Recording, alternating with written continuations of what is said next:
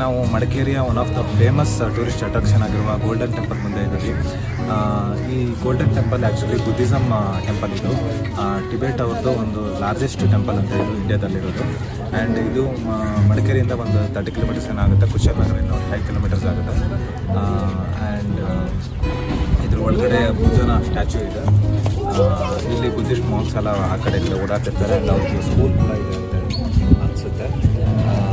So temple ಒಳಗೆ ಹೋಗಿ ಏನು ಮಾಡೋಣ.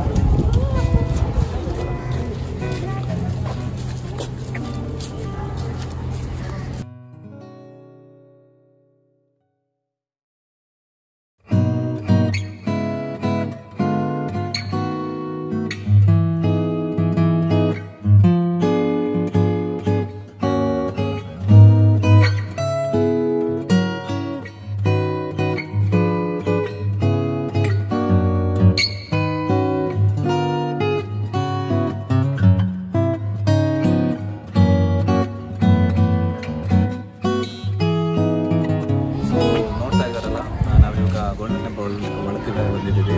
ಆ್ಯಂಡ್ ಇಲ್ಲೊಂದು ಗಂಟೆ ಥರ ಇದೆ. ಆ್ಯಂಡ್ ಇದ್ರದ್ದು ಆರ್ಕಿಟೆಕ್ಚರ್ ನೋಡಿ ಎಷ್ಟು ಚೆನ್ನಾಗಿದೆ ಟೆಂಪಲ್ದು. ಆ್ಯಂಡ್ ಇಲ್ಲಿ ರೈಟ್ ಸೈಡಿಗೆ ಎಲ್ಲ ದೀಪ ಎಲ್ಲ ಹಚ್ಚಿಟ್ಟಿದ್ದಾರೆ. ಮೋಸ್ಟ್ಲಿ ಪ್ರೇ ಮಾಡಿಬಿಟ್ಟು ದೀಪ ಹಚ್ಚಿಟ್ಟಿರ್ತಾರೆ ಅಂತೆಲ್ಲ ಅನ್ಸುತ್ತೆ.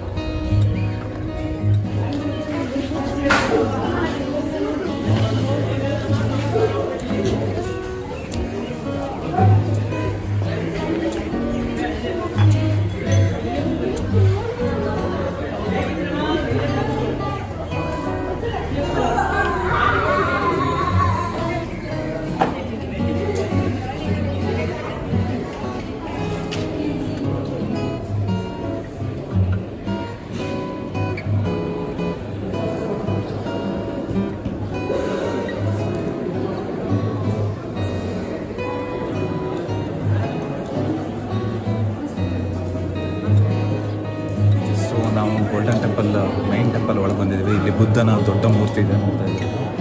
ದೊಡ್ಡ ಸ್ಟ್ಯಾಚ್ಯೂ ಇದೆ. ಆ್ಯಂಡ್ ಒಳಗಡೆ ಪೇಂಟಿಂಗ್ ಎಲ್ಲ ತುಂಬ ಇದೆ. ಮೋಸ್ಟ್ಲಿ ಈ ಪೇಂಟಿಂಗಿಂದೆಲ್ಲ ಒಂದು ಸ್ಟೋರಿ ಇರುತ್ತೆ.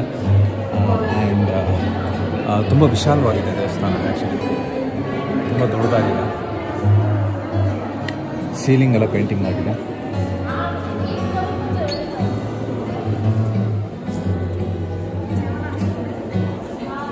ಕಂಬ ಅನ್ಸುತ್ತೆ.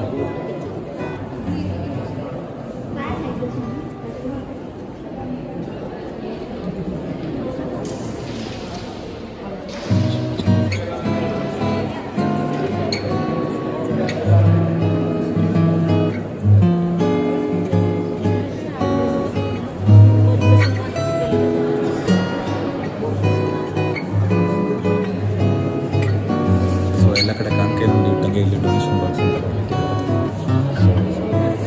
ಮೋಸ್ಟ್ಲಿ ಇದನ್ನು ಸ್ಕೂಲ್ಗೆ ಎಜುಕೇಷನ್ ಕಲ ಯೂಸ್ ಮಾಡ್ಬೋದು. ಇಲ್ಲಿ ಬುದ್ಧನ ಸ್ಟ್ಯಾಚ್ಯೂ ಕೆಳಗಡೆನೆ ದಲೈ ಲಾಮಾ ಮತ್ತು ಅವ್ರದ್ದು ಮಾಂಕ್ಸ್ದೆಲ್ಲ ಒಂದಿಷ್ಟು ಫೋಟೋಸ್ ಇಟ್ಟಿದ್ದಾರೆ. ಆ್ಯಂಡ್ ಸೀಲಿಂಗಲ್ಲಿ ನೋಡಿ ಎಷ್ಟು ಚೆನ್ನಾಗಿ ಪೇಂಟ್ ಮಾಡಿದ್ದಾರೆ. ಮೋಸ್ಟ್ಲಿ ಇದಕ್ಕೆಲ್ಲ ಏನೋ ಒಂದು ಅರ್ಥ ಇದಿರುತ್ತೆ ಅಂತೇಳಿ ಅನಿಸುತ್ತೆ ಇದು ನೋಡಿದ್ರೆ. ಇಲ್ಲಿ ಗೋಡೆ ಮೇಲೆಲ್ಲ ಈ ಥರದ್ದು ಪೇಂಟಿಂಗ್ ಇದೆ. ಮೋಸ್ಟ್ಲಿ ಇದರಲ್ಲೆಲ್ಲ ಒಂದೊಂದು ಸ್ಟೋರಿ ಇರುತ್ತೆ ನೋಡಿ.